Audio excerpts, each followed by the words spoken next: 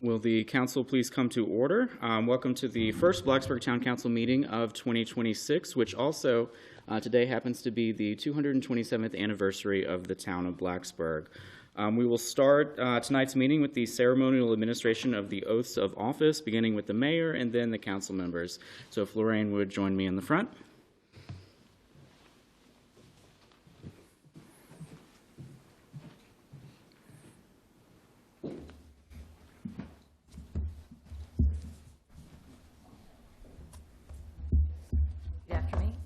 I state your name.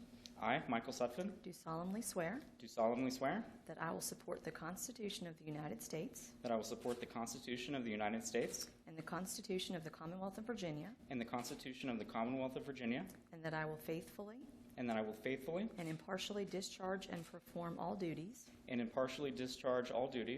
incumbent upon me as mayor of the town of Blacksburg according to the best of my ability. So help me God. So help me God. Thank you. If I can have Susan come.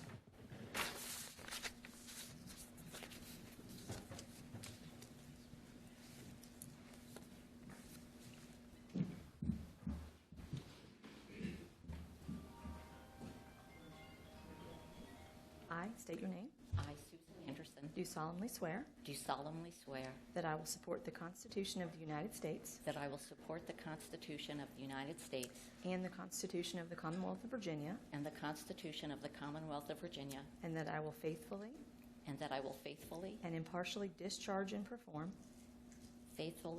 discharge and perform all duties incumbent upon me all duties incumbent upon me as member of Blacksburg Town Council as member of Blacksburg Town Council according to the best of my ability. according to the best of my ability. So help me God. So help me God.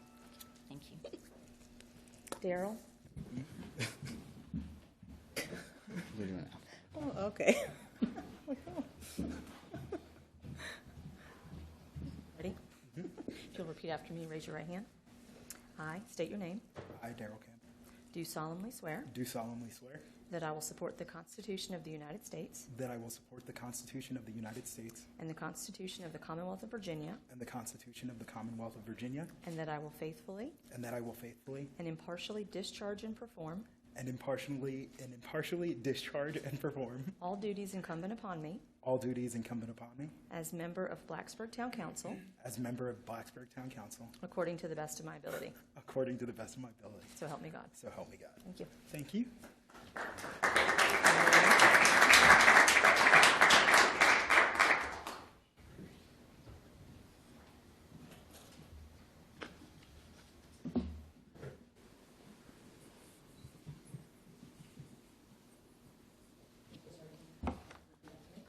I state your name. I, Lauren Colliver, Do solemnly swear do solemnly swear that I will support the Constitution of the United States that I will support the Constitution of the United States and the Constitution of the Commonwealth of Virginia, and the Constitution of the Commonwealth of Virginia, and that I will faithfully and impartially discharge and perform impartially discharge and perform all duties incumbent upon me all duties incumbent upon me as member of Blacksburg Town Council as member of Blacksburg Town Council according to the best of my ability. according to the best of my ability. So help me God. So help me God. Thank you. If we could do a round of applause for all of our new and returning council members. And before we move on, I want to pause for a moment to acknowledge an important milestone for our town. With his election and oath of office, Councilmember Daryl Campbell is now the first Jamaican Caribbean American and the second person of color to serve on the Blacksburg Town Council. We're grateful for his willingness to serve and for the history he is helping shape. Thank you.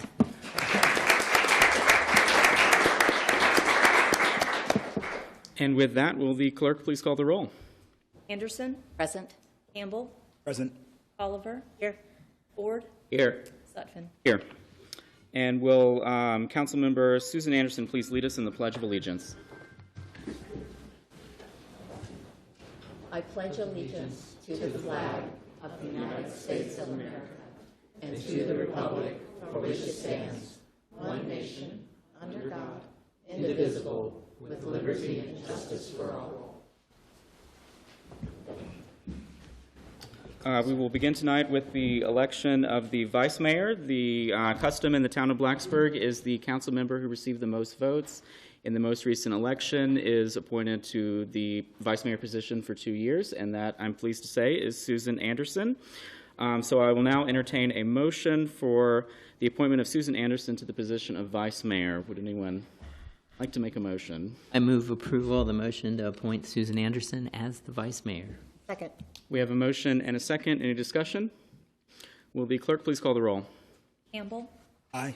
Oliver, Aye. Ford, Aye. Sutphen, Aye. Anderson. Abstain.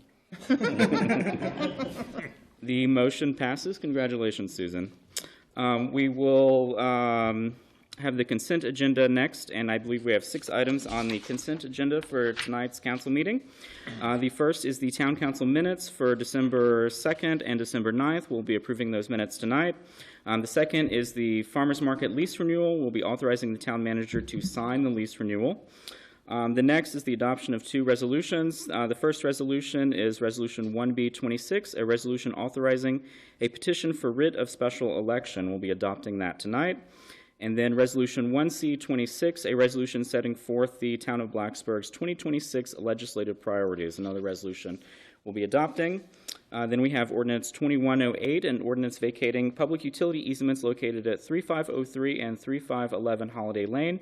We'll be introducing this ordinance and scheduling a public hearing for February 10th. And the final item on the consent agenda is CUP 255, general office use in the Old Town Residential District. We'll be scheduling the public hearing and again having that on February 10th. Is there a motion on the consent agenda? I move approval of the consent agenda. Do we have a second? Second. We have a motion and a second. Any discussion? If not, will the clerk please call the roll? Oliver, Aye. Ford, Aye. Sutphen, Aye. Anderson, Aye. Campbell. Aye. Very good. The motion passes. So now we'll move on to the public hearing section of the evening. We have 4 public hearings. The first one is on Ordinance 2107. This is an ordinance authorizing the acceptance of property located on Brush Mountain, as well as the conveyance of an open space easement over the property to the Virginia Outdoors Foundation. We'll start tonight with the staff presentation. I'll go ahead and kick that off, and then I'll turn it over to Larry Spencer, but I'll just provide a little bit of context for where the property is located. And then Larry will get into the specifics with the open space easement with the Virginia Outdoors Foundation. So if you look at this map, this is, of course, a map of town. This is the Toms Creek Basin area. You can see the area pointing here. That's the Heritage Park, and then Brush Mountain is on this part of the map here. So everything in green is National Forest property. And then these 3 kind of brownish properties are the 3 properties that we've worked with the New River Land Trust to acquire on Brush Mountain since about 2018. So the one that's known as McDonald Hollow is this one here. Stonecutters Hollow is the one in the middle, and then what we're just referring to as Brush Mountain Property 3 is further here to the north. So what we're talking about today is this Stonecutters Hollow property. This was acquired through a grant program through the Virginia Outdoors Foundation by the New River Land Trust. And with all of these properties, they've been acquired by the Land Trust, and then the Land Trust works. They build some trails. They work with volunteer groups to build trails. And then once that trail construction is complete, then they turn the ownership over to the town in perpetuity. So the McDonald Hollow property is already transferred to the town. So what we're doing tonight is transferring this middle property to the town of Blacksburg. So far, and this is just a boundary survey. It's actually 3 parcels that make up this property. But so far, we've worked with the Land Trust to acquire over 770 acres. Some of that property on the National Forest side of Brush Mountain went to the Forest Service, and all the properties on the town side of the mountain are coming to the town. So there's about 16 miles of new trail that have been built up there already. And when it's all said and done, there'll be about a total of 20 miles of trail, unpaved trail on this side of the mountain. And then you can add that to the trail system that's been on the National Forest side for decades. So with that, I'll go ahead and turn it over to Larry, and he can cover the specifics of the agreement. Well, I'm really just going to give kind of a brief overview. Like Mark said, the term of this, it's a perpetual open space easement. The intent is that the property be kept in its natural, maybe wild is too strong a word, but that it's a natural state, and but it will be open to the public. There will be trails. The document is designed, the open space easement is designed to have restrictions on how the town can use it. And the Virginia Outdoor Foundation retains the ability to, if the town didn't comply with these restrictions, for example, that we're limited on how much impervious area the town can install, so that limits trails, that limits building on it. And we understand that the town's done this before, but that it's important to understand that there's it's an ongoing relationship with the Virginia Outdoor Foundation.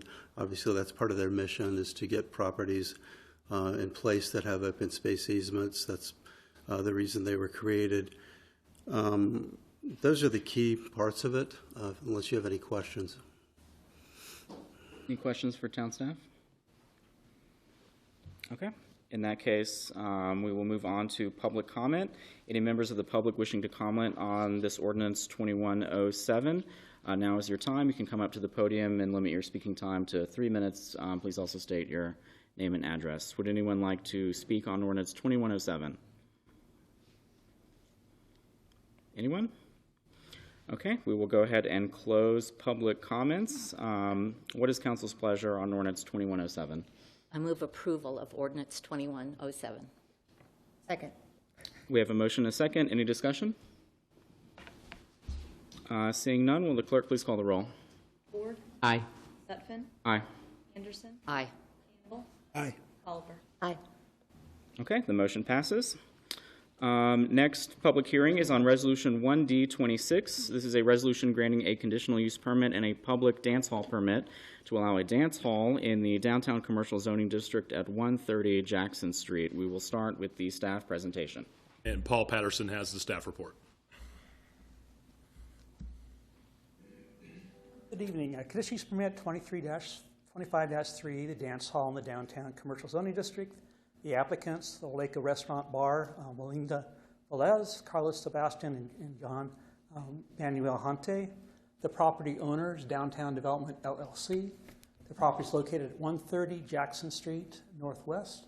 The acreage of the parcel itself is 0.6 acres. The building within the parcel is 3,411 square feet interior space, and it is zoned downtown commercial. A dance hall definition, I believe this is the first dance hall that's been before you. The definition the town has is establishments in which more than 10% of the total floor area is designated or used as a dance floor, or where admission fee is directly collected or some other form of compensation is obtained for dancing. The existing conditions at 130 Jackson Street Northwest, the building is vacant. The prior use was a Blue Ridge Axe Throwing Arcade, which has subsequently moved to Main Street. It's now called Social 540 for the area code 540. The building permit for the interior construction to a restaurant bar has been submitted and is underway. This is a depiction of where the location of the property parcel is. It's in the middle of the block between College Avenue and Jackson Street, in Main Street and Draper Avenue. The property is zoned downtown commercial, as outlined there in blue. The future land use is also downtown commercial. This is an aerial view of the parcel, and the building itself has the pin there, the green pin where the building is located.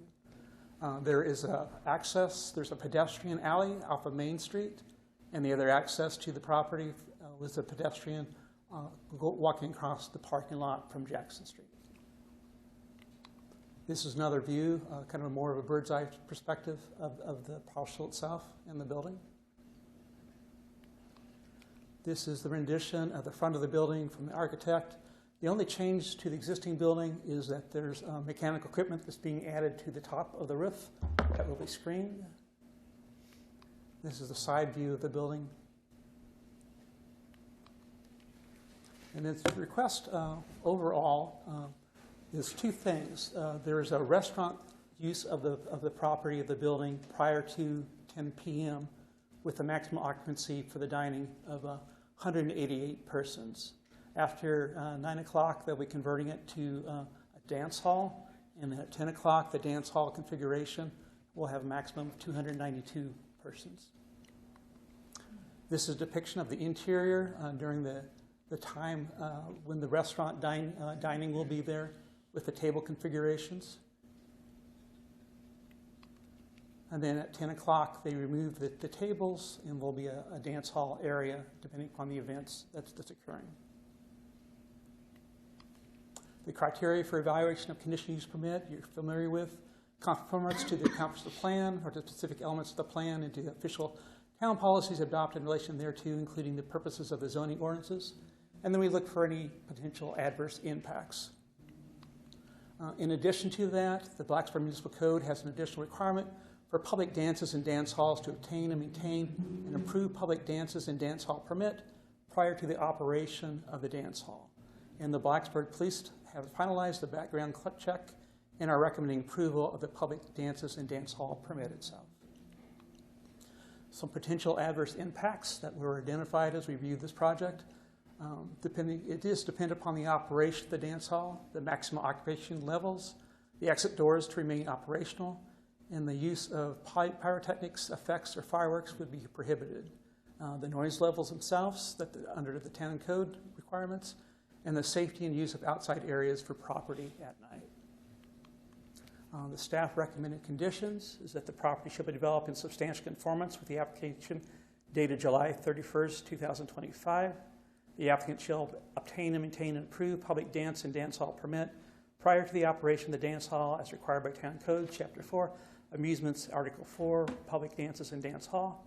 Number 3, there shall be no pyrotechnic effects or fireworks allowed within the building. Number 4, additional exterior safety lighting and security cameras will be installed by the applicant. And lastly, a sign permit will be submitted for review and approval prior to any signage placed exterior to the building. The Planning Commission did hear this at a public hearing on October 7th.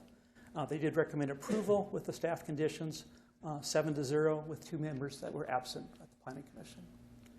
And with that, any questions you may have for staff at this time? Any questions? Thank you. We've seen the staff presentation and the Planning Commission recommendation. Is there an applicant statement tonight? Yes. Please come forward. Yeah, they do. Okay.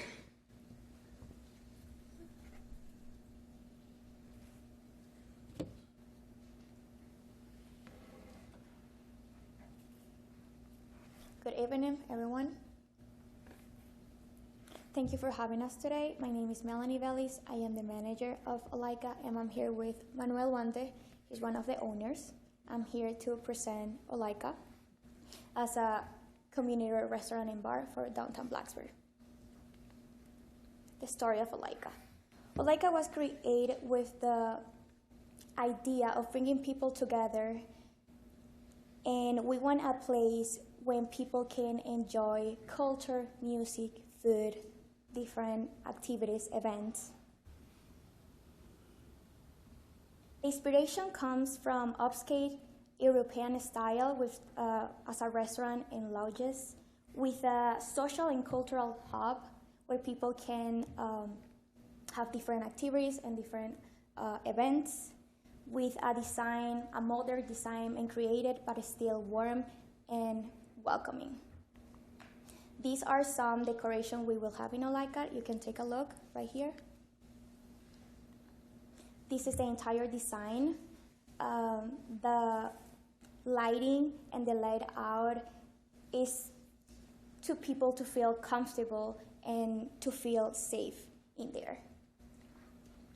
We're gonna plan to host so many events like comedy shows, karaoke nights, dance lessons, sorority and fraternities, day parties. Of course, everything will be supervised.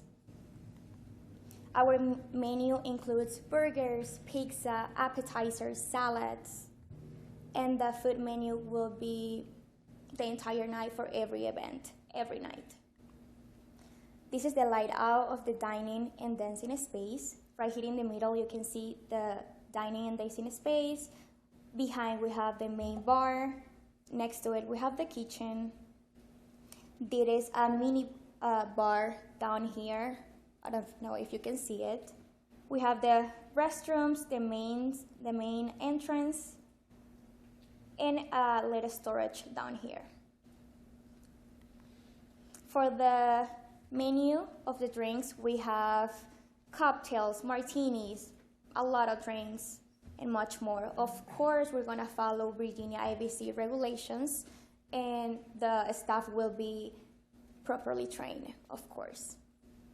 This is the same layout I showed you before in the previous slide, but we already took out the tables in the middle. You can see now the middle, we don't have any table for the dining and dancing space, and we're gonna put the tables and chairs right here in the corner in a storage. The compliance with town standards.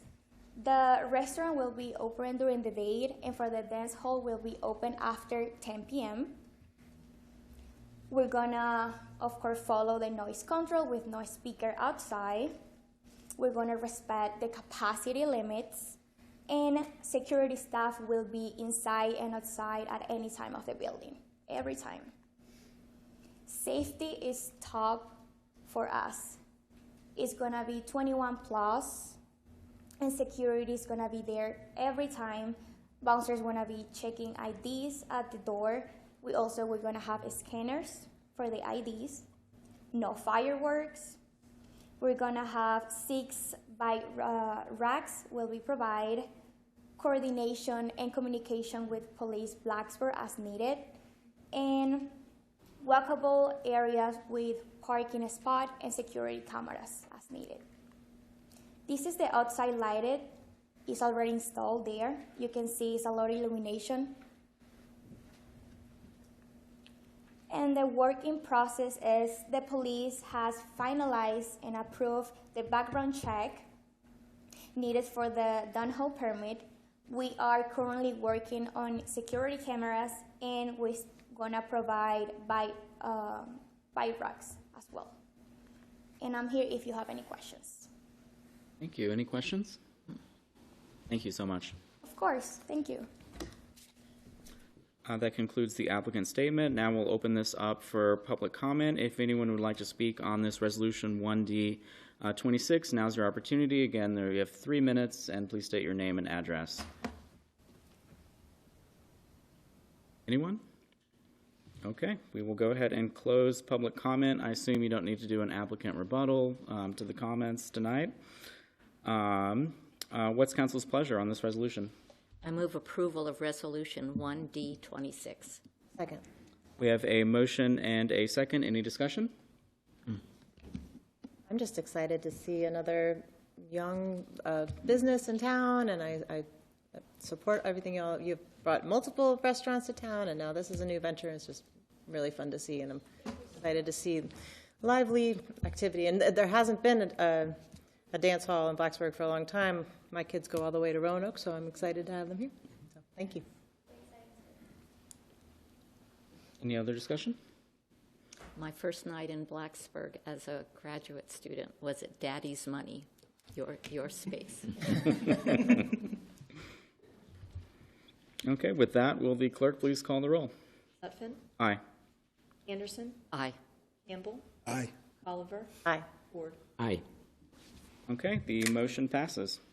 We'll move on to item C, which is the recommended capital improvement program for fiscal year 2026-27 through 2030-31, and we'll begin with the staff presentation. Yes, so tonight I'll do an overview of the capital improvement program. It was presented to council back at the end of last year, and we've covered more details in the work session last week. But just a quick overview, the CIP is really the first step in the budget process every year. It's a 5-year plan, so it's a 5-year looking at larger capital projects, equipment purchases, and larger operating expenditures, and then projecting those out over the 5-year period. It also is the first pass at doing our revenue and expenditure projections for the upcoming budget that we're going to be working on, and then the next 5 years as well. And it provides a link between council strategic goals. Every 2 years, council holds a retreat, sets strategic goals. Those really help shape what goes in this capital improvement program and the budget. The town's comprehensive plan, of course, contains lots and lots of recommendations on capital projects, more than we could ever afford, but we take the priorities from that plan and start to implement those through the CIP, and then links to the operating budget to make sure that we follow the town's financial principles, that we have enough finances to operate, but also have enough finances to pay for these large capital expenditures. So as I said, we take our first pass at doing our revenue and expenditure projections for the year. If you look at inflation, it's the last numbers coming from the federal government in November were about 2.7%. It was hovering around 3% prior. And of course, since 2020, those inflation numbers really spiked. So we're expecting our operating costs to be pretty consistent with what we're seeing in the consumer price index and inflation. But I'll also say that when you look at construction prices or equipment prices, especially going back to 2020, those have all skyrocketed, as we've all seen. If anybody's been shopping for a car or done a construction project or done an addition to your house, the same thing has happened to the projects that the town is undertaking as well. So the CIP is, you've probably seen some numbers that have increased in this CIP from previous CIPs. A lot of that is getting those numbers, either getting those cost estimates more refined and then inflating those numbers to what current construction costs are. And then on the revenue side, we are expecting revenues to continue to grow. I'm looking at growth in really all of our main revenue sources: real estate, meals, and lodging revenues, and then moderate growth in the other revenue sources. If you look at the whole plan over the 5 years, it's 114 projects. 21 of those are bonded or projects that are financed. So those are typically investments things that have a life of longer than 20 years. So if you're doing a building addition, building a road, something like that, those will typically be financed. Shorter term expenses like vehicles, things that are mechanical equipment on a building that have a shorter lifespan, those are typically cash funded. But it's 114 projects, $182 million total over the 5-year period. And then you can see the breakdown by the different funds in the budget. The general fund being where most of the town's services are provided, and then we have funds for different utility services. Transit's a standalone fund as well. This pie chart just shows the breakdown for the first year, for the 2027 projects in the first fiscal year. About 35% of those are in the general fund. About another 30% are transit. Most of the transit expenses, of course, are purchasing new buses, vehicles, and then you can see the breakdown by the other funds. And I'll just hit some highlights for some of the projects, but the town council set some bigger picture priorities several years ago, and these are the ones that are remaining. Of course, we had the priority to get the transit center built, which that's completed. We had the priority to get the police station and parking garage at Midtown constructed. That's completed. The athletic field upgrades, that number's going off the slide a little bit here, but athletic field upgrades, we have about $10 million programmed over a couple of years to take a look at all the town's athletic fields, what improvements need to be made. A lot of those fields were built decades ago and need improvement. So we'll be looking at upgrading those facilities. Some will go to artificial turf. Some other will be improved with natural surfaces.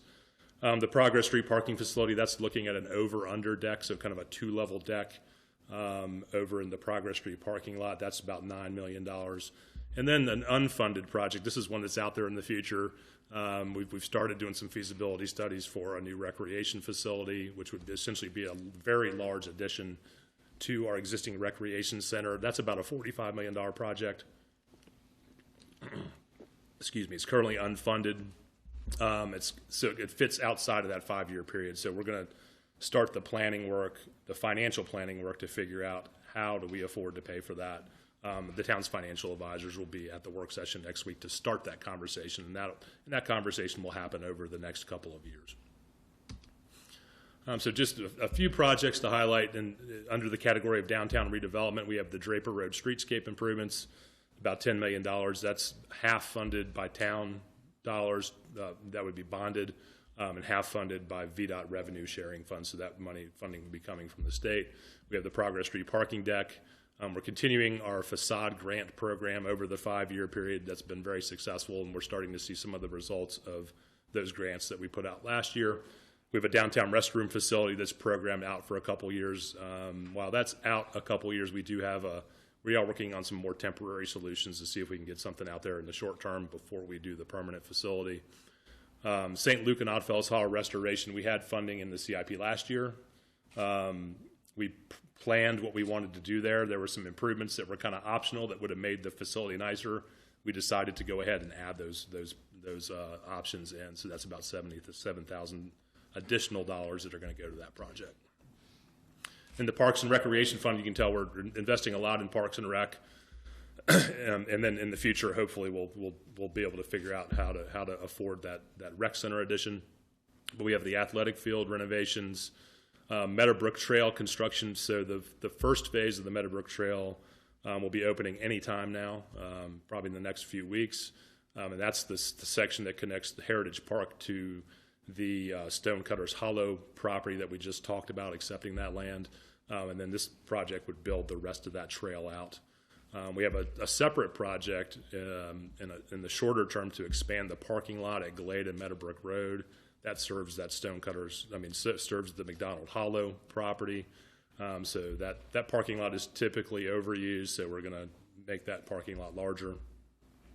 We have a series of improvements in the Heritage Park, looking at some additional trails, looking at some restrooms, looking at a second bridge across the creek to create a loop. So those are some things that would be coming in the future. South Point Community Park, that's the park on the south end of the town down by the hospital. Completing that, we have the fields there. We've expanded the parking. This provides additional amenities at that park. And then continuing our playground replacement program. We set aside funding every year to keep our playgrounds up to date. Transportation projects, we have several projects to do pedestrian and bicycle safety. Most of these are going to be focused on pedestrian improvements around town at crosswalks, looking at better lighting, looking at the button-activated flashing signs, and what we'll be doing. This won't take care of every pedestrian crossing in the town, but what we'll be doing is working with the town's corridor committee to prioritize the ones that are most critical, get those done first. And primarily probably focused closer to the downtown and the campus, and then working our way out. And then areas where there's a lot of college students, say Patrick Henry Drive, University City Boulevard, areas like that. We have the Clay Street roadway and sidewalk improvements. This is a pretty major project that extends the sidewalk up from the main street up the hill to where it connects where the existing sidewalk sections exist there. It's an expensive project because it's also going to require some changes to the road grade to make that work. So that project's in the CIP and funded. This is a Mount Tabor sidewalk extension. So we have one Mount Tabor sidewalk extension project that's in the current year. This is design money to extend that out further to the town limits. Road and trail paving, this is several projects combined. But this is more of a maintenance project where we put funding into paving our roads every year. We've got a significant amount of paved trail now in town, so and what we used to do is just pave the trail kind of when we needed to. So we didn't have a regular recurring budget fund for that. Now we're setting that up just like we do roads, so that we can evaluate the condition of the trails and then pave them when they're needed, and the funding will be there to do that. We just repaved most of the Huckleberry west of the bypass this year and widened that. So, and then we have a project that's called Priority Sidewalk Infill. So that's infill sidewalk where there's gaps missing various locations around town. This was a project that was originally funded with ARPA funds from the federal government. When some of those other projects came in above budget, we had to cut that one out to get some of those other projects done. So we've put that funding back in the CIP to complete those. And then, we have a lot of projects that go to maintain the town's utility systems, water, sewer, and then stormwater. A lot of these are either maintaining our existing infrastructure or working to add capacity.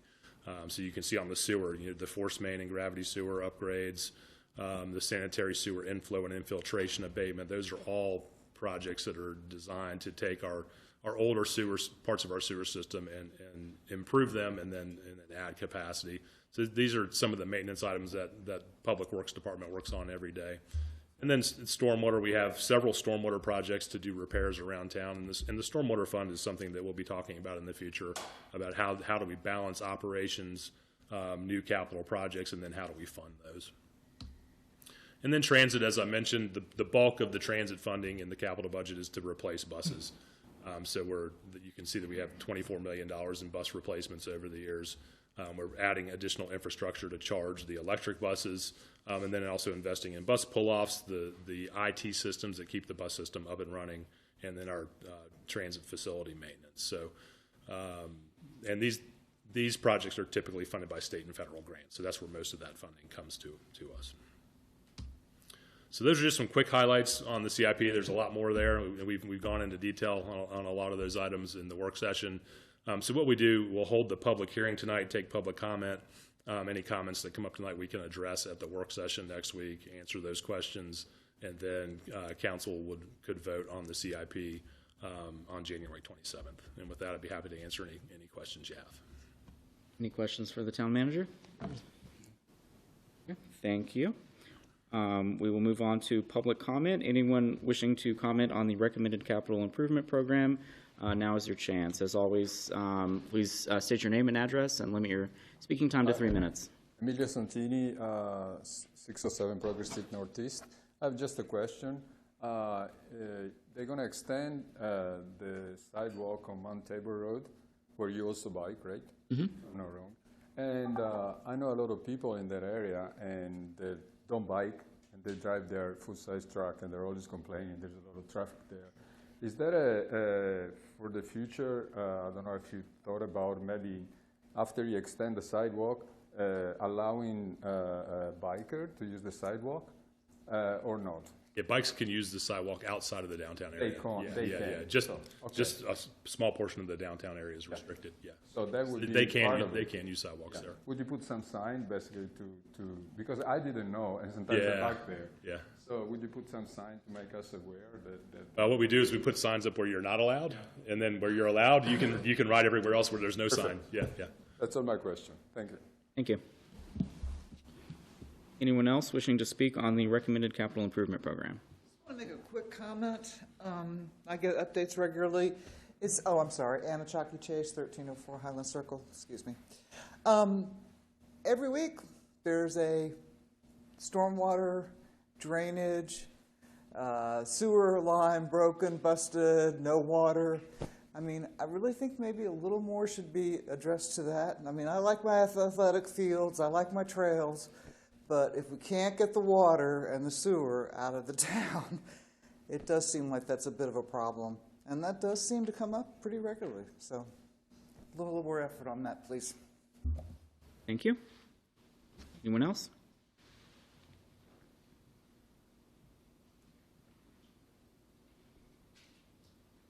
Hello again. My name's Charles Shade. I live at 401 Claremont Drive in Blacksburg. And Jerry, I'm not going to say much about water and sewer tonight, even though they're near and dear to my heart, but you know that. I come every year to say good things about this capital improvement program because it's one of the best pieces of documentation I've seen coming out of local government. So thank you, and thank you to staff. I have made a number of comments which I've given you in writing, and I want to comment on one in particular. I am sorry to be a broken record. I want to ask the audience, how many people walked or bicycled to this meeting tonight? Well, good. There are a few of us. I had to take a rather circuitous route, and the reason is Clay Street. There is no explanation for the postponement of the Clay Street improvements from 2027, as shown in last year's plan, to 2029, as shown in this year's plan, nor for the increase from $3 million to something like $8 million. Of course, delaying building will increase the cost, but I see that there are equal priority projects being constructed now. The Harding Avenue sidewalk, excellent project, needs to be built, but so does Clay Street. From a perspective of continuity, failing to build this project soon, or preferably now, is an appalling omission. Right now, you're building a wonderful cycle track to no place. It goes up to Willard and dies. You can go into Fiddler's Green if you want to, but if you don't happen to live there, you've got a bit of a problem. There's no sidewalk continuity onto Clay Street from there. Then there's the issue of inconsistent development. Midtown does not have a sidewalk around it completely.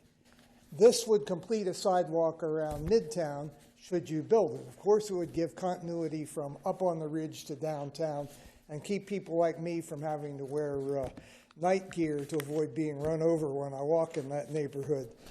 I note that the apartments across the street from where I live already have sidewalks around them, and they're not even built.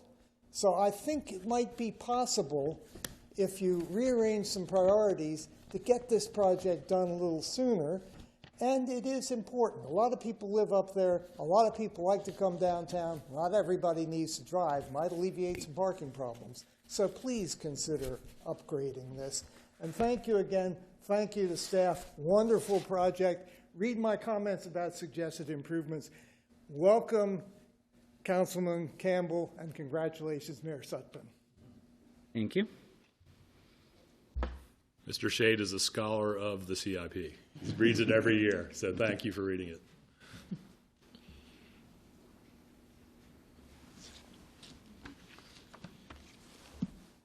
My name's Caitlin Jacobs. I just had a thought on the, just kind of an earworm, I guess, to on the transit is something that I know I just kind of wanted to throw out. Has it ever been taken under consideration to look into doing a light rail through the more heavier bus lines?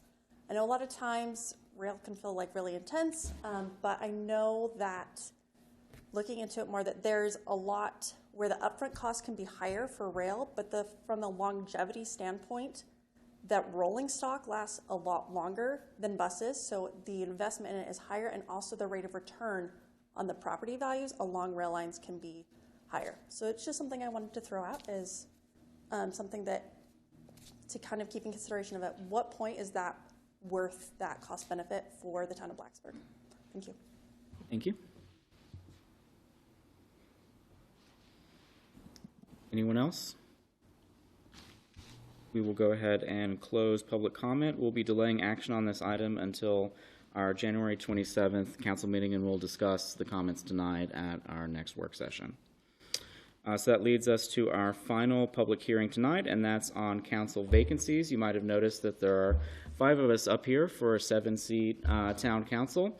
That's because we have 2 vacant seats on the town council created by the resignations of myself from my regular council seat upon my election as mayor, and from Liam Watson from his council seat. Under state law, we have 45 days from the time of the vacancy to make interim appointments. These are interim appointments until a special election can be held in November 2026.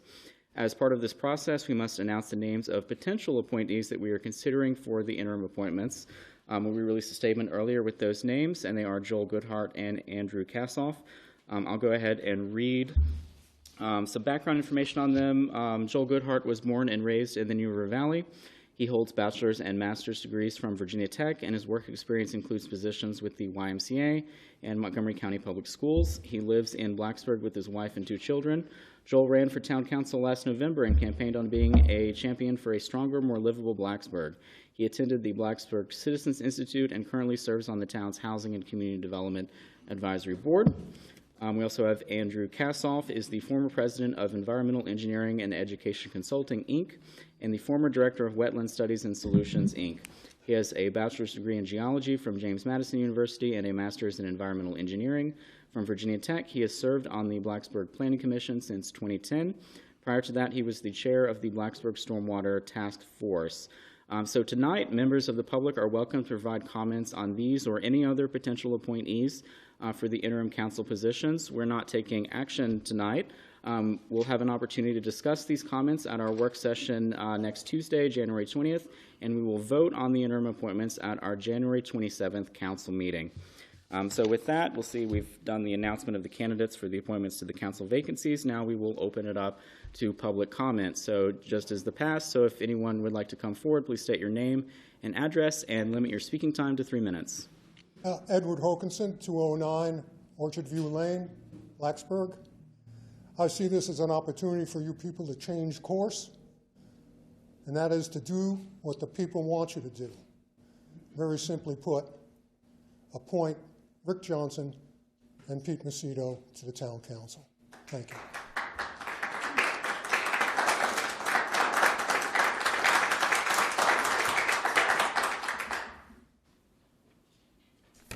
Elaine Jenkins, 202 Mateer Circle.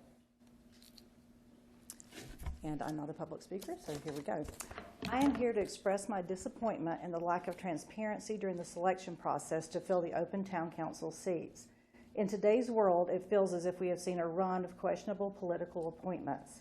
I do not mean to imply that the gentlemen you are appointing are not qualified to serve on town council by any means, but this is town government, and appointments that appear to be politically motivated, meaning you have the power and we don't, not necessarily Democrat and Republican,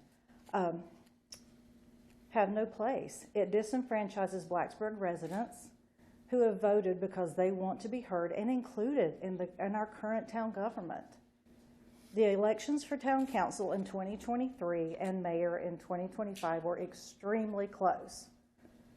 Yet every voter whose candidates did not win were basically being cast aside, and you're telling them that you know better. These are the two people that we are putting out here in the newspaper and everywhere publicly. What would it have hurt to have made the qualifications and names of every applicant for the 2 open town council seats available to the public? It's really an easy thing to do. The only answers in my mind are 1, that you do not care to be transparent, or 2, that you're afraid people will question your choices if they have the full information on all of the applicants. Herein lies the problem when there's a lack of transparency. I hope that you will reconsider and make that information public. You really owe it to the citizens of Blacksburg, given the cloud of controversy and speculation that is still hanging over you and our little town after the Liam Watson trial. Who knows? People may agree with your appointments. However, if a large majority of residents have a differing opinion, you as our public servants should be open to listening and considering the voice of the voters in your final decision. Inclusion, not exclusion, is always better, I think. I keep wondering when party line politics will not be the primary driving force for town politics.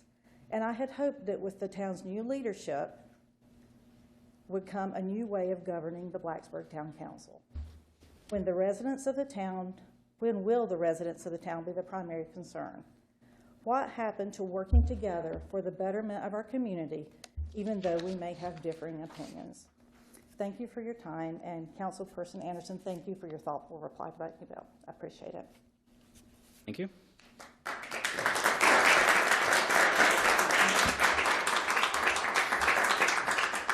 If we could please limit applause when we're having speakers, not because of the content of what anyone's saying, but because it kind of limits other speakers who might have differing opinions. So we can do applause at the end after all of the public comments if we would like to do that.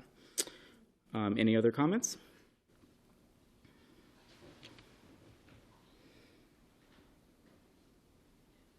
Rick Johnson, 914 Willard Drive, Blacksburg. On December 16, 2025, Councilman Liam Watson was convicted of 3 counts of election fraud. Sworn testimony by Councilman Watson implicated Mayor Leslie Hager-Smith. Leslie Hager-Smith got immunity by testifying for the prosecution. I repeat, Leslie Hager-Smith got immunity by testifying for the prosecution. As a result, a serious cloud of distrust and perceived corruption now hangs over town council. Many residents believe that members of council, excluding newly elected member, were aware of the fraud. The town is deeply divided, as most recent election demonstrates. Nearly half the voters rejected the current mayor and the practices of the past. When Mayor Michael Sutphin had the opportunity to restore trust in our local government by correcting the consequences of election fraud, he failed that leadership test by appointing two candidates, further polarizing the community rather than uniting it. When Councilman Watson was convicted, council members Jerry Ford, Susan Anderson, Susan Mattingly had an opportunity to show basic humanity by offering comfort to Watson's family. My observation was they chose not to do so.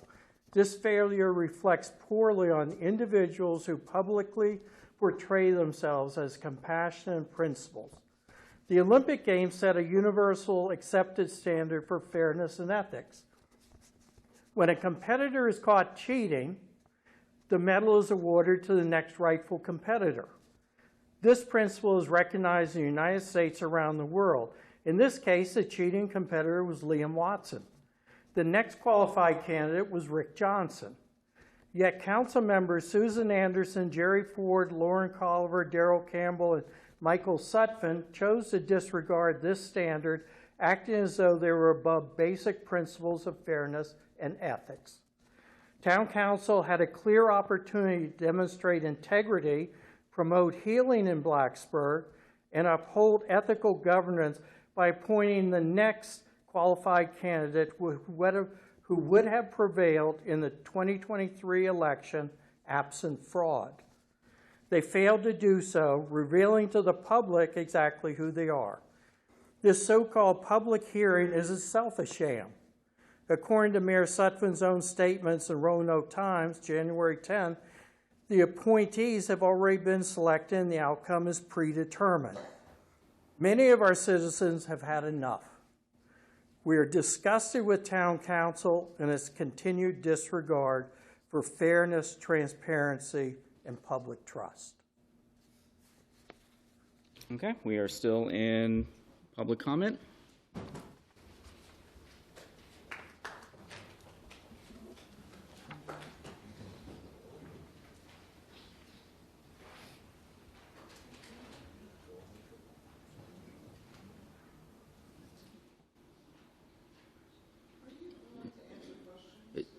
So we're still in public comment and a public hearing. So if anyone would like to come and speak, you have 3 minutes. Please state your name and address. Hi, Chris Caldwell, 2105 Meadowbrook Drive, Blacksburg, Virginia. Wasn't planning on coming here tonight. Saw the news, read the Roanoke Times article a day or so ago. I don't usually come and speak at council meetings, but feel like when I need to come and speak, I need to speak. I'm disappointed. I'm a lifelong resident, 57 years old, been here since 1968. My parents came here before then and raising a family here. Pretty disappointed. A lot of what Mr. Johnson said, truthfully, rings a bell. So I just kind of want to recoup. November 7th, 2023, there was an election.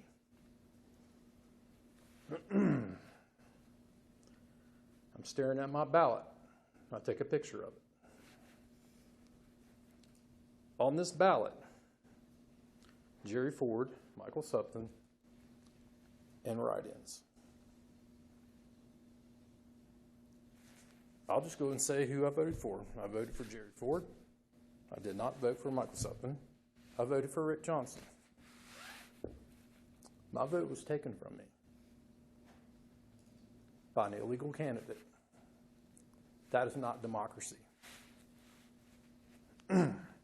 Had I seen the sample ballot, I actually picked it up when I walked in. This is a picture of the sample ballot. After I voted, I looked at it.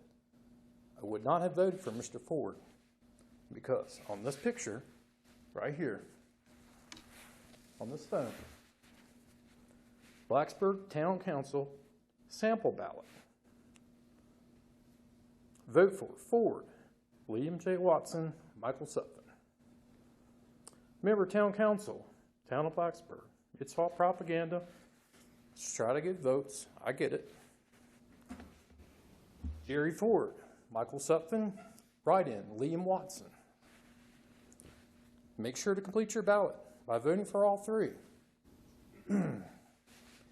Paid for and authorized by Watson for Blacksburg, Citizens for Michael Sutphin, and Ford for Council. And then the bottom's got a couple logos. I can't quite zoom in enough, and my old eyes are starting to make me go out further.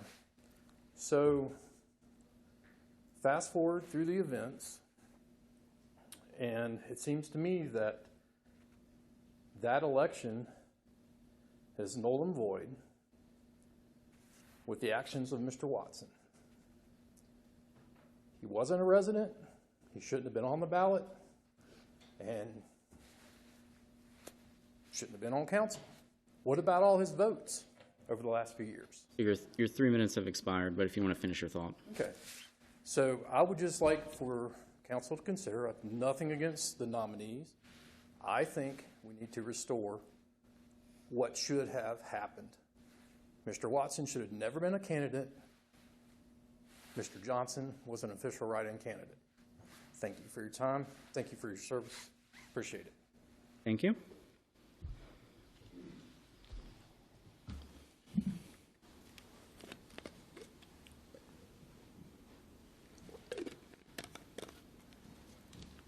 John Dietzen, 708 Airport Road, Blacksburg. I'll keep this brief. Everything that gentleman just said is summarized perfectly. I support Rick Johnson, and I hope you do too. Thank you. Thank you.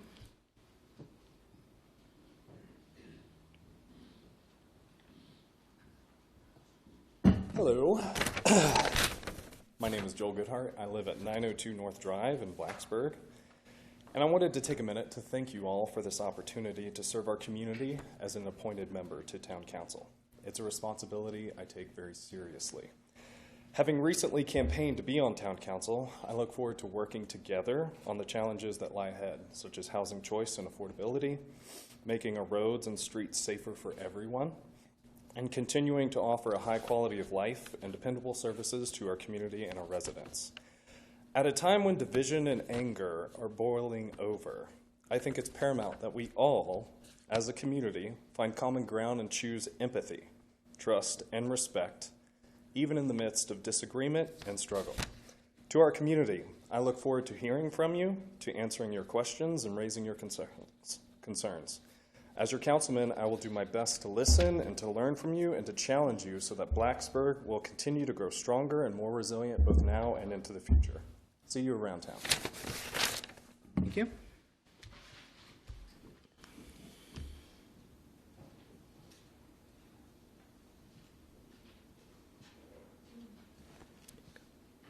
Hello, my name is Caitlin Jacobs. I am at 213 Craig Drive.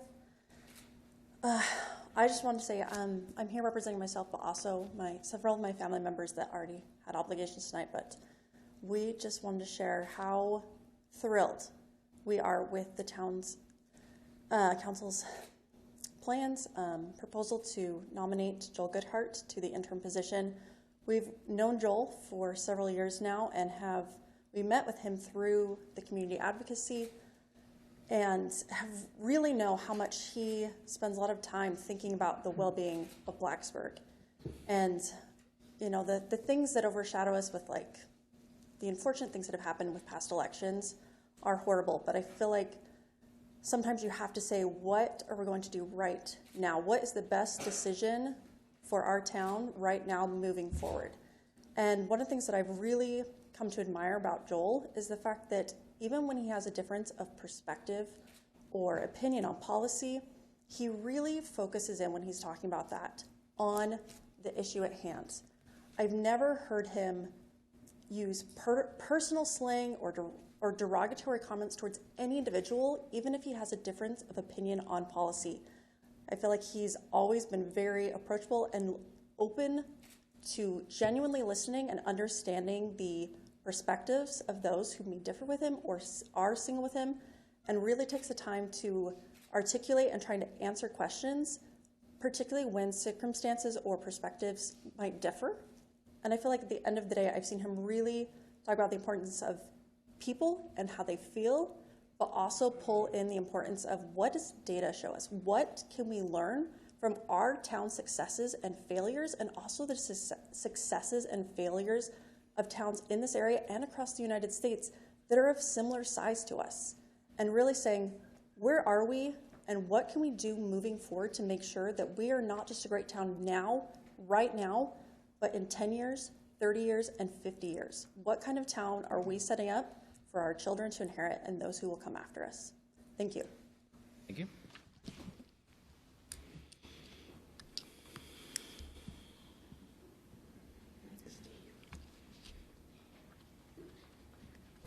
My name again is Charles Shade, and I live at 401 Claremont Drive still. I didn't come intending to speak to this issue, but I did hear a couple things which I would like to comment on. First of all, I heard a request for transparency from the council, and I don't know what the law is on that point. If the law does not prohibit releasing the names of the applicants, I would think it a perfectly reasonable and appropriate thing to do. Now, as for the council's suggested appointments, I'm only familiar with one of the two candidates, and only because that candidate, in fact, ran for town council rather, and made an extensive presentation here at the Town Council Candidates Forum. The candidate who spoke to you has a legitimate gripe about the election in which he competed, but neither he nor Mr. Watson were nominated by the routine process. Neither one of them submitted petitions. Neither one of them was a candidate on the ballot. I think it is important to try to work to get people to go through the process properly so that this kind of issue and the suspicions that I've heard loud and clear from some of my neighbors can be put to rest. I'm not going to say vote for any of these candidates, but I will tell you that, like the young lady who just spoke, I am very impressed with Joel Goodhart, at least insofar as he gave a presentation before the forum. And he did go to the trouble of getting his name officially on the ballot, which I think is commendable. One of the other speakers suggested another candidate for the second position. And the argument for that other candidate who ran for mayor is simply that he, too, went to the trouble of garnering support and getting his name on the ballot. Neither of these statements is saying that you should change your position, you should vote for these people, but I think these are issues that you might consider in your further deliberations. Thank you very much. Thank you.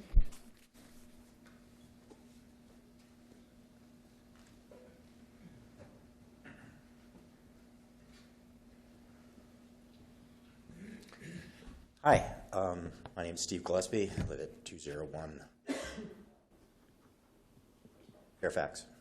I just wanted to say that I've gotten to know Joel Goodhart a little bit over the past, year and a half, I guess. And through the course of the election, personally, the River Valley Greens interviewed him when he sought our support. And we had consensus on supporting him, so I think you've made a good decision there. I want to thank you for that. The other fellow has, I don't know him personally, but from what I've read, it seems like he's a solid choice for an appointment. I have no suspicions at all that anything nefarious was done in your deliberations on selecting these two candidates. I agree with everybody that has said that we need to move forward instead of looking at the past, at people who have run and failed for the offices in the past. I do not think that we should use the Olympic Committee as a judge at all for our deliberations. So I'm looking forward to seeing what the two appointees that you've got are going to do in this next year, and the appropriate remedy for anybody who is still upset about this previous election or the one before that is to run for office when these positions are open in next November. It's only going to be 1 year. We're going to see what these people can do. They're going to do their best, I'm sure. And if people are still dissatisfied, or if they're not dissatisfied, they can run for those offices. Thank you. Thank you.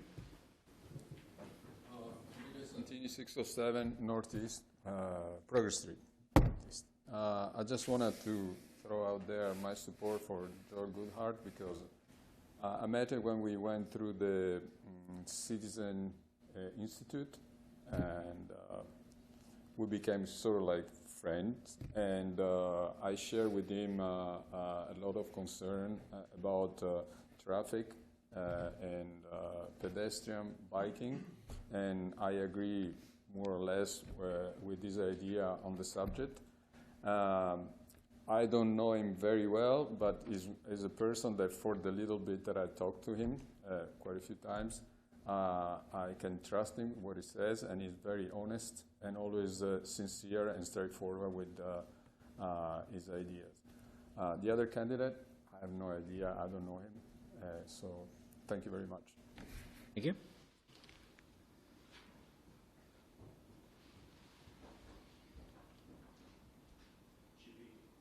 I'm sorry. Anna Chalky Chase, 1304 Highland Circle. So I'm hearing a lot about transparency, and that concerns me because I really feel like this comment has to do with the process. And I've made this comment before. I've written letters to you all, or at least some of you. If you're new, I haven't had a chance to write you a letter yet. But I did vote for you. But I do think that this whole concept, and you've heard everybody say we have two candidates. Well, that is not an accurate statement. We have multiple candidates that are interested in this position, including some that have unfairly been excluded. I'm not saying you should necessarily put them in. I'm just saying that when you say here are our two recommendations, and then we have the public comments, I think, quite frankly, most people here are saying, hey, it's going to be one of those two or both of those two. That's it. That's the only choice. And I don't think that's a very smart way to handle public comment. That's my observation. I had the same issue on multiple other issues where the public comment was given and then, boom, right away we get your announcement. Because obviously you all have already made the decision. And that is not what public democracy, I thought, was all about. That you guys make your decisions. We get to say a little something, because pat your head on the head so that you feel like you got expressed. But still, the decision has not changed one whit. And that's a concern. That's a big concern to me. I feel like probably you guys will pick somebody good, but I do get concerned that we continue to go down the same path we have had now for a decade, maybe more. And it doesn't seem to me that you're entertaining much in the way of alternative perspectives on how growth might happen, how we connect with the university, how we demand something different from the university, how we don't just let student housing run rampant over us. I mean, a different voice might be helpful. Thank you. Thank you. Corey Scott, 3695 Hamilton Court. I do not have a spoon to continue to stir. I know Joel Goodhart, and I'd love to comment on his character. His son and his sons attend Bump or preschool with my kids, and I've had the privilege of getting to know him over the past year or a little longer. I think he brings passion to all the things he's interested in, and one of the things that he's interested in is building a better community. That is why he was on the ballot. That's why he ran. I was happy to help him put signs out in the neighborhood, and I'm sure a lot of you in the audience have maybe seen him on his bike around town, putting in the effort to really just be vocal and be a parent and be able to have conversations with people who are interested in our community. So for that reason alone, I think he brings a lot of, I'll use that word again, passion into the role, which I think is needed. The one thing I will comment on jokingly is that it said he doesn't disparage opponents and stuff. I've heard him be very explicit, or I've heard rumors of that when he does his own DIY plumbing. So I would just be mindful to watch doing DIY around him. So thank you for your time, and have a good one. Thank you. Anyone else? Would anyone like to speak? Yep. Hi, I'm Joanne Dean, 608 Kentwood Drive. I'm a very passionate community person, and I'm kind of a person that walks the streets, and I listen to people. And I think my concern with this decision you make that, yeah, I'd like you to reconsider Rick. I find there's such conflict in the town right now that if you really evaluate that, it could really have an impact on a lot of people that care about this town, because it just doesn't seem fair or balanced. So I hope you'll reconsider him coming to the table. Thank you. Thank you.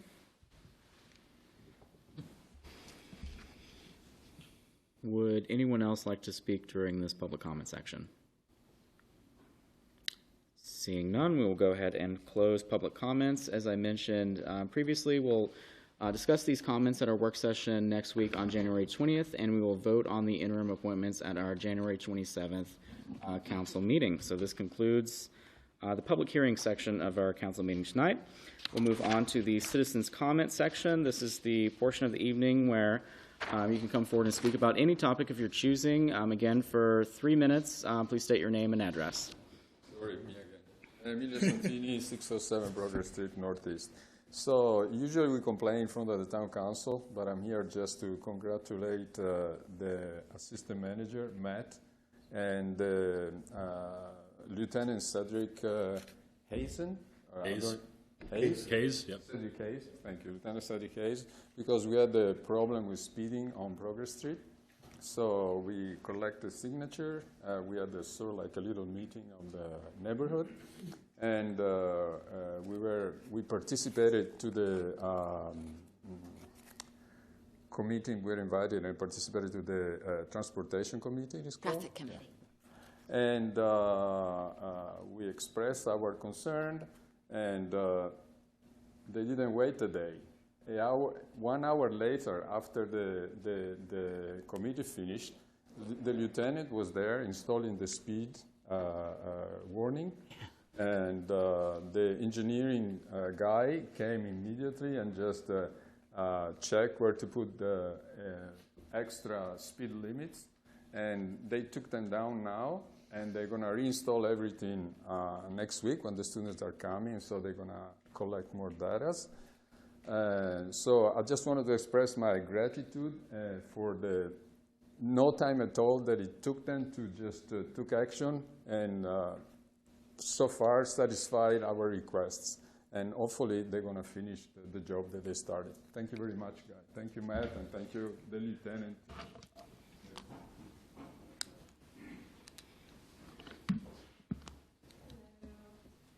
My name is Gabrielle Spinaccio Parker, 1322 Brighton Court in Blacksburg.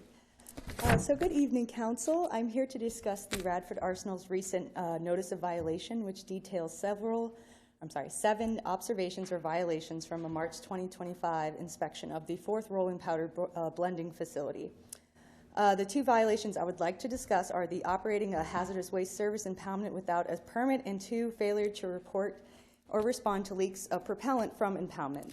The actual VDEC report stated that the surface impoundment originated from an old metal process tank that was cut in half lengthwise and laid in native soil lined pitch to collect wastewater. The wastewater surface impoundment associated with the blender building has leaked and released hazardous waste into the surrounding soil. The surface impoundment acts as a settling basement to remove and settle out hazardous waste solids that pass through or escape the blender building's filter system. The treatment unit has not been cleaned up for at least 12 years. Over half of the treatment unit's available capacities are occupied by solid waste, such as the hazardous waste. The top rim of the treatment unit and the trench connecting the blender building are flush with the surrounding soil, so that means in heavy rain events that it spills over into the surrounding soil. And the surface impoundment that was constructed from a repurposed cylindrical tanks bisected lengthwise was laid into the surface impoundment prior to the 1990s. So this sounds crazy, right? So I took that exact report and I put it into ChatGPT, and this is the AI-generated picture of what the VDEC officials claimed that they saw at the Radford Arsenal. And I'm sad to say that this is not an isolated event. This is the norm that is occurring at the Radford Arsenal and has been for decades. So with that, I'm here to ask the town council, the new mayor, I'm asking you all to acknowledge that Blacksburg is a fence-line community to VA's top polluter, and that's by millions of pounds, Radford Arsenal is. I'm asking you to acknowledge the toxic particulate matter that open burning and open detonating blows our way most of the year, to acknowledge that open burning and open detonating is dangerous to one's health, acknowledge the pain and suffering of countless people in the community with dealing with chronic conditions or accelerated conditions by living next to VA's top polluter. I'm asking you to acknowledge that RAP, or Radford Arsenal, and BAE lie straight to our faces all the time. No environmental harm with no safety plans, still missing totes, no money for an incinerator to reduce open burning. They always claim financial constraints, but BAE Systems has been given $1.5 billion in contracts in the last 3 years just specifically to upgrade the Radford Arsenal location. $12 million to BAE Systems president to keep him on.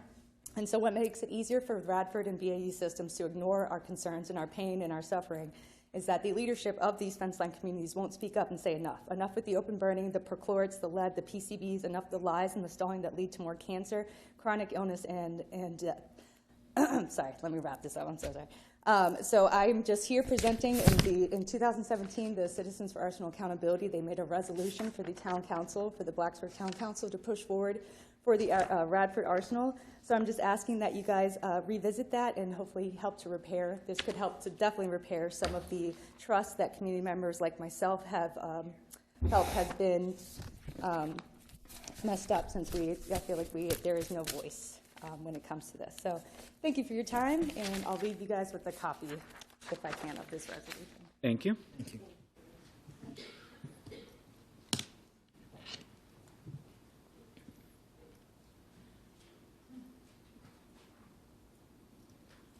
Hello, Ann. My name is Caitlin Jacobs, 213 Craig Drive. I just wanted to bring up, kind of reflecting back on the financial plan, is that the fact that the North Main Road diet is still pushed out several years, and I just want to recommend something be done, even as a temporary measure, to increase bike safety. A lot of times we say this is a wide road, let's paint a bike lane. Something I recently learned, though, that really opened my eyes as I've been driving is the fact that a lot of things we do when we drive are subconscious. We don't actively think about it. Our brain takes cues from our surroundings and tells us what is a safe speed to drive. And I recently learned that most of the time when you add just a bike gutter, just the line that says this is a bike lane, drivers will actually drive faster because their brain interprets that line like it would on a freeway as a margin and a safety buffer. And so this is where if we just add a line and say this is now a bike lane, drivers will drive faster, but it has a false sense of safety to a biker saying this is where you're supposed to be. In a space where drivers are now not purposely, not maliciously, but unconsciously driving faster because their brain says, this is a safe space for you to go faster. There is a margin of error for you. And so I think about this all the time. We moved to Blacksburg in large part because of its promise and hope and looking forward to bikeability and public transit. This is why we chose to move here from Kansas City, where we could do very little. We have 2 small boys. They are 1 and 3. And anytime I can, I go places with them on our cargo bike. I bike down North Main with my small boys all of the time. Even today, it was cold. I bundled up in coats and I biked it in Balance to see my sister. This is something that matters to us a lot, and it's something we think about multiple times a week as we are biking with our small children.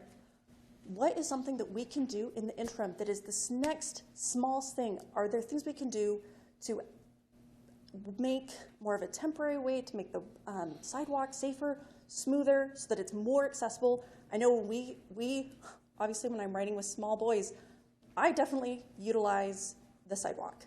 And I got to tell you, you've never ridden a bike down North Main sidewalk, especially like that section just north of, not Kroger, Food Lion. Let me tell you, you have to go really slow because it bumps, it jars. There's a section where there's a drainage that is set up and out. It is horrendous. You cannot go down on it quickly. It's terrible even as a pedestrian because it is so unsmooth. So thus, the sidewalk incentivizes you to want to be in the road, but I will not ride with my small boys on the road. It is too much of a liability to their health and safety. And so this is something, what can we do if it's gonna be 4, 5, 6 more years before we actually address North Main and make it a place where people and children can independently utilize it on bike and have more autonomy? What can we do right now? Are there things we can do like the flexi posts or anything where it's like we can say this space, this is something that does not require a lot of funding. This is not something that we have to rip up the whole road, but what can we do right now to make this space safer for bikers? Because it's not... Your 3 minutes has expired. If you could finish up your thought. Anyways, it's just, if we want to encourage resilience in children, if we want to encourage a safe community, not just for college students and able-bodied, but also small children, we need to be making the bike network somewhere that people with small children can utilize. This is a hallmark of how safe your bike network is how many families and young children are utilizing it. Thank you. Thank you.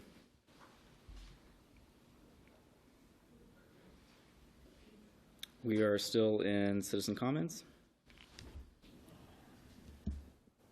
Just come up here once every time. I didn't realize that there was going to be a presentation on the Radford Arsenal briefly this evening. I just wanted to underscore everything that speaker said. You guys really did well in 2017. I was part of that effort, getting that resolution passed. Since then, a lot more has come out about what's going on at the Radford Arsenal and what BAE Systems is doing. They've had a lot of problems there. But as far as our community here in Blacksburg goes, you definitely need to understand that a lot of what's going out of the Radford Arsenal is unhealthy and has been unhealthy for our community here for years. And so I would definitely support your going ahead and reintroducing that and revisiting this with the city of Radford. Because if our citizens are worried about it, their citizens ought to be worried about it too, even though so many of them work there. So thank you. Thank you. Anyone else? Anyone else during citizen comments?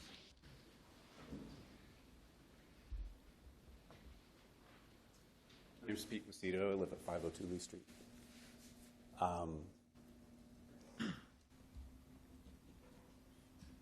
I never say what you think I'm going to say. Start with that. It's hard for me to hear. Give me a sec.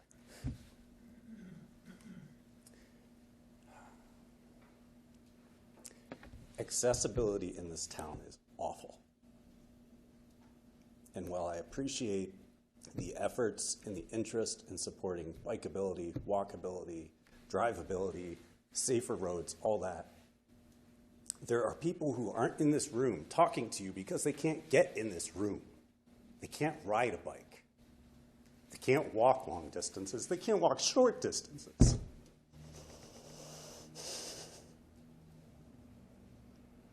And they can't be here to talk to you. And they don't even try to talk to you. Because this town council has a reputation that you need to reverse. You have a reputation of not being willing to listen, to be willing to hear but not listen, to not change your mind when someone talks to you, to wait for someone to come to you with something before you address it.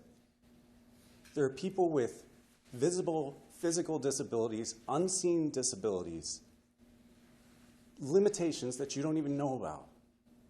And we have almost no representation of people with those parts of their life so ingrained in their life on any town committees. They're not there. They're not here. They're not there. They're not helping make the decisions. And they don't feel like you're listening. So this might be the only time I get to say something important to this room, and I accept that. But I need everybody to hear that. And I especially need the people to hear it that can't be here. And I want them to come to you and talk to you and show you what they're dealing with. I want you to go to the representatives at the university. We have amazing people who work with accessibility of seen and unseen disabilities. And we could be doing amazing things in this town. And it's not just putting cut-ins on the sidewalks. And it's not just making parking spaces better. There's so much more to it. And that's something that we could really be working with the university with. So much. To make this town better, more accessible, more livable for everyone. For everyone who wants to ride a bike but had to sell it because they can't anymore.